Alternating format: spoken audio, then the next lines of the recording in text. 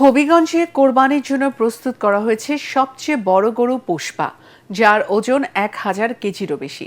দেখভালে প্রয়োজন হয় একাধিক লোক।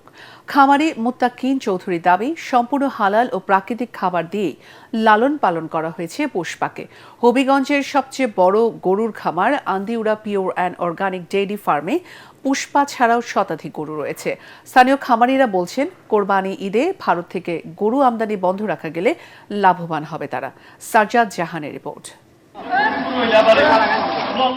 নাম তার পুষ্পা, চলন বলনে অনেকটা রাজকীয় ভাব। তাই ভারতীয় মুভি পুষ্পা থেকে অনুপ্রাণিত হয়ে খামারের মালিক গরুটির নাম রেখেছে পুষ্পা। তবে পুষ্পার ওজন 1011 কেজি। এক জায়গা থেকে অন্য জায়গায় নিতে প্রয়োজন হয় 10 জন শ্রমিকের। সবুজ ঘাস আর দেশীয় দানাদার খাদ্যে বেড়ে উঠেছে পুষ্পা। সম্পূর্ণ প্রাকৃতিক উপায়ে গরুগুলো মোটা তাজা করা হয়েছে। আমরা কোনো বাড়তি কোনো রাসায়নিক যুক্ত খাবার দিই না। 2019 সালে কয়েকটি গরু দিয়ে খামার শুরু করেন শৌখিন খামারি মুত্তাকিন চৌধুরী। বর্তমানে তার খামারে রয়েছে 100টি ষাঁড়। এবছর কোরবানির জন্য তার খামারে থাকা গরু দেখতেই প্রতিদিনই যাচ্ছেন ক্রেতারা। কোরবানির গরুগুলো ইনশাআল্লাহ এবার রেডি হয়েছে।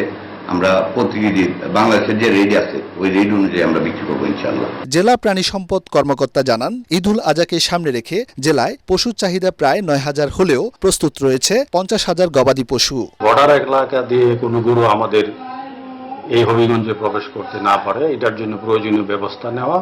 পাশাপাশি কুরবানি উপলক্ষে যে গবাদি পশু প্রস্তুত আছে আমাদের এই হবিগঞ্জের জন্য আশা করছি কোনো গবাদি পশু সংকট হবে না ইনশাআল্লাহ। হবিগঞ্জের মাধবপুরে এই খামারে আরও রয়েছে উন্নত জাতের 200টি গাভী। প্রতিদিন 500 লিটারের বেশি দুধ বিক্রি হয় এখানে।